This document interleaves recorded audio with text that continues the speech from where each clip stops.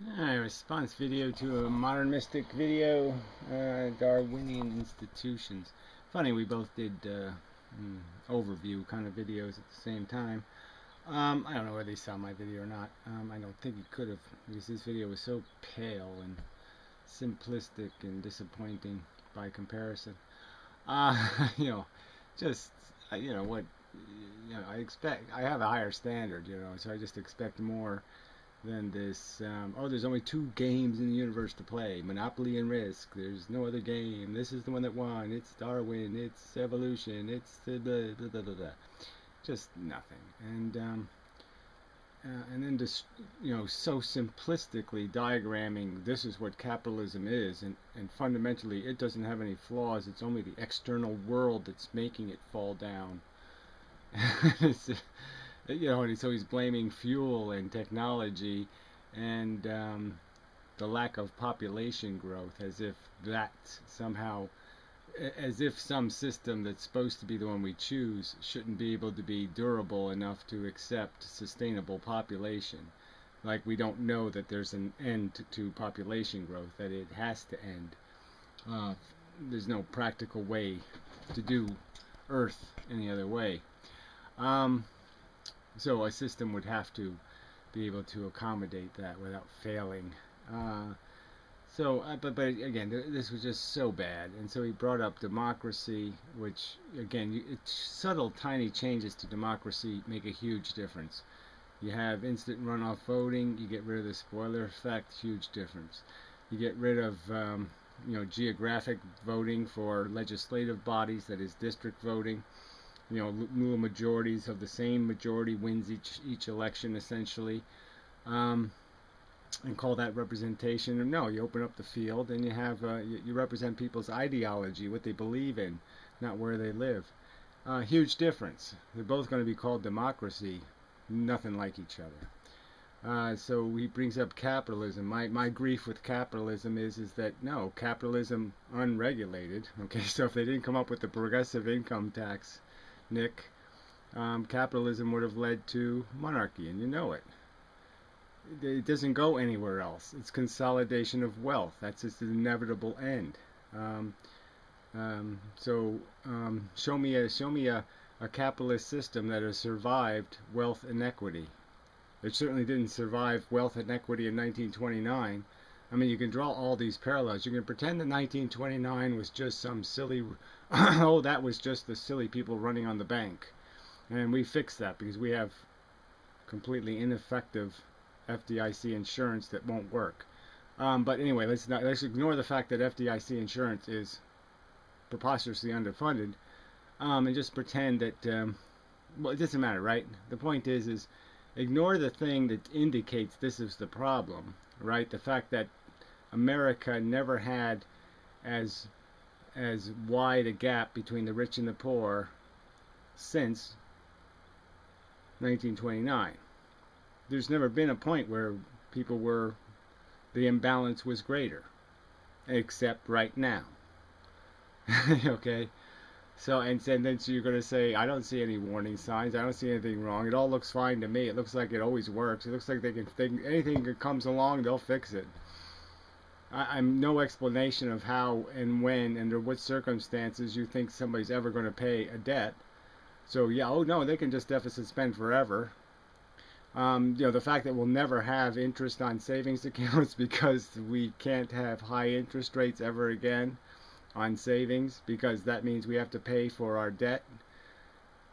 Oh, I mean, you explain nothing. You ignore it all. You go right down the list of all the epistemic, the intrinsic, fundamental problems of capitalism, and how it is only through modification of it that it's become survivable or tolerable. If they didn't have laws against monopolies, the old world would have never even let the new monopolies grow. Google could have never existed if the old monopolies were allowed to run unrestrained and undistracted. You could almost argue that the government suing Microsoft was probably part of the reason why Google got away with what it did. Everybody was watching Microsoft and let Google sneak in the back door. So let's see. So my thing would be, okay, so you're calling what we have now capitalism.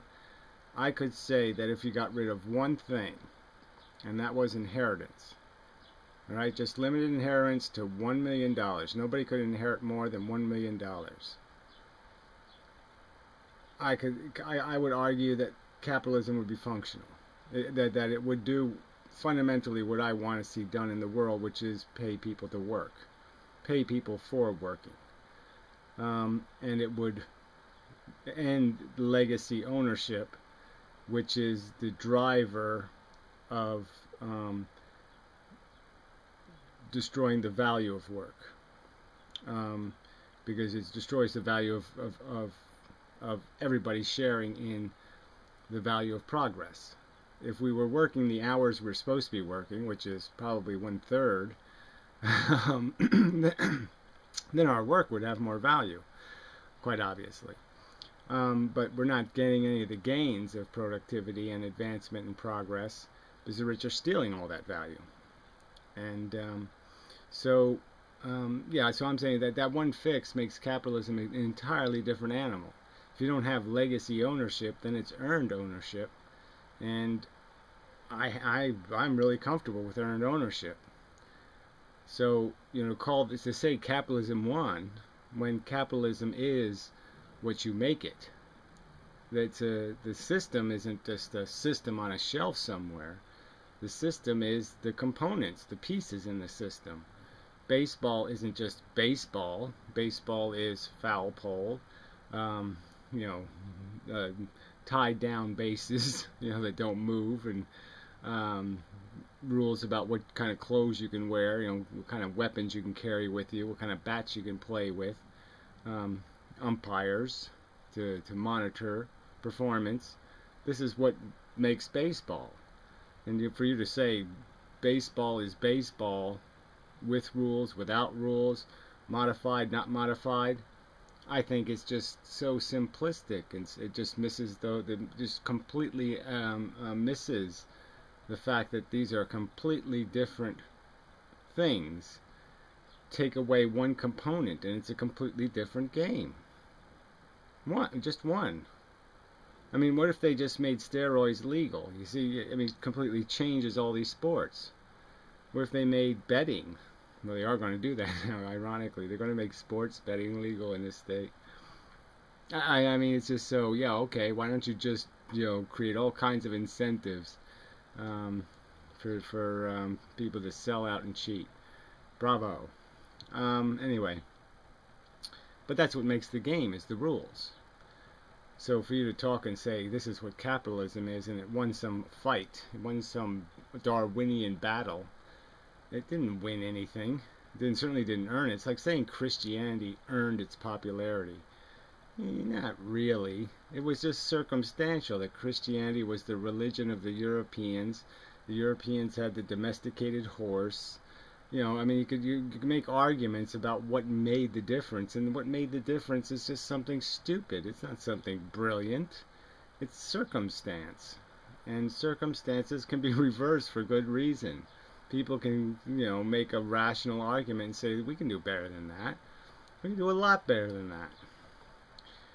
So I just say I'd almost put you in the silly category to sit there and argue that there isn't something structurally wrong with the system we have now, that it doesn't have elements built into it right this second, like $4 trillion sitting in reserve accounts in no man's land, securities sitting someplace where somebody could argue, just like the debt. Well, those can never be put back on the market. How are they going to sell the extra securities back on the market? That's what they'd have to do to get rid of that liability sitting in those reserve accounts. So when is the good time to do that?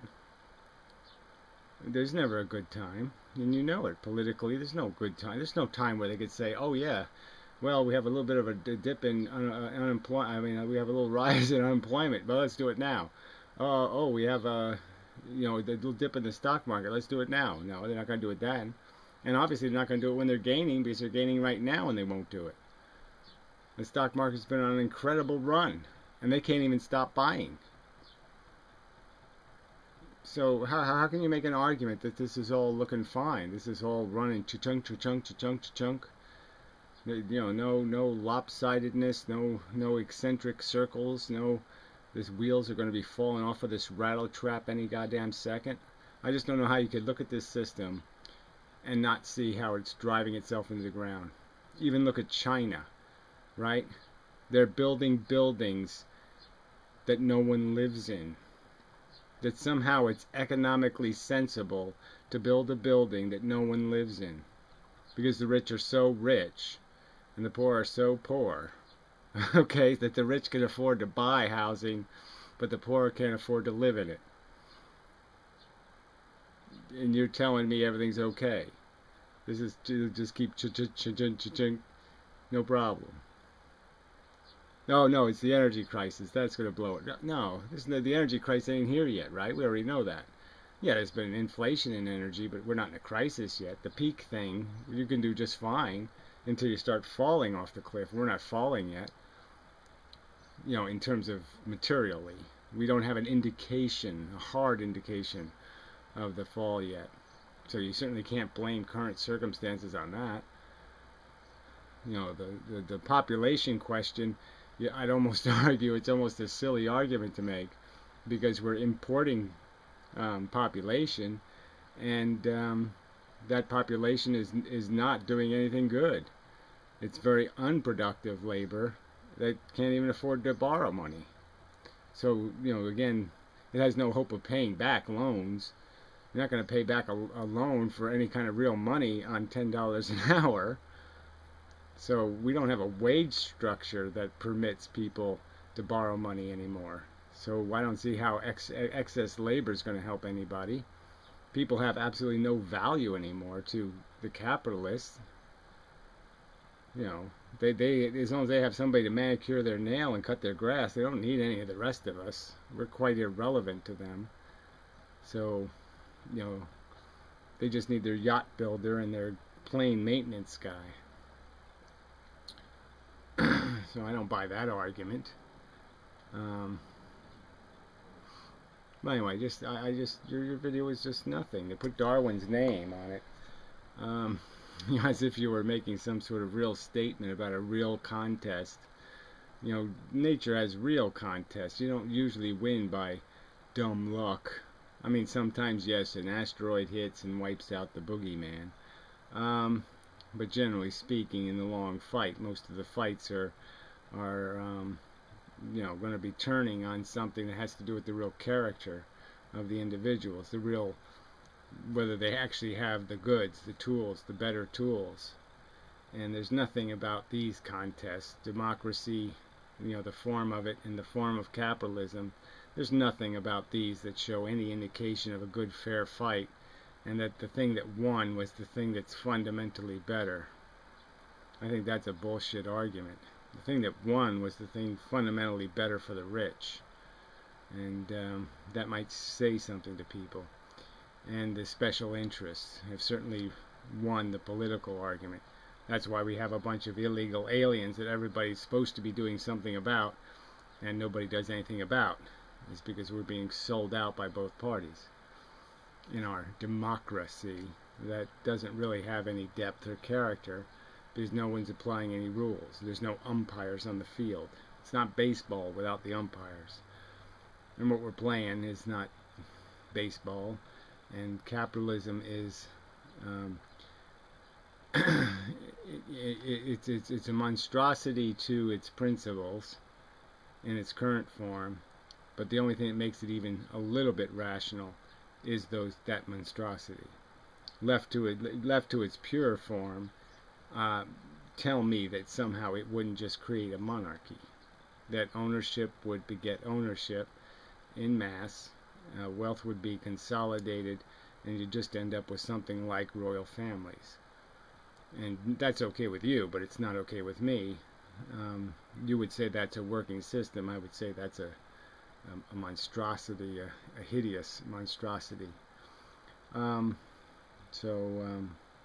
Anyway, yeah, just a really glib, disappointing, And yeah, I don't hope for some sort of little magical ways that the poor future can get over the the little humps of its tough environmental issues coming up, its global warming and its fuel crisis, and its lack of population.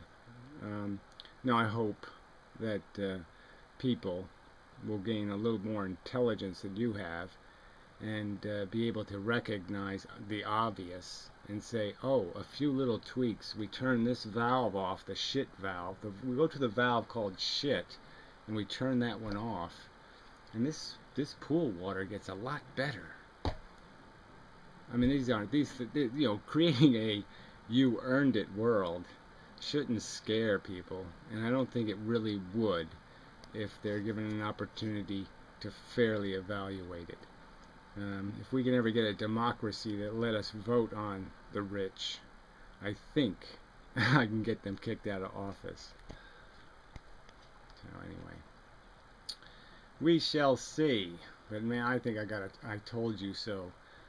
I think I can go buy a gold one. Okay, I can have it engraved. And engraved, I told you so. And I can get it already. I'll have it ready, on the shelf. Because, your delusion that this system ain't going down is, I'm just like, wow. He thinks it can just get worse.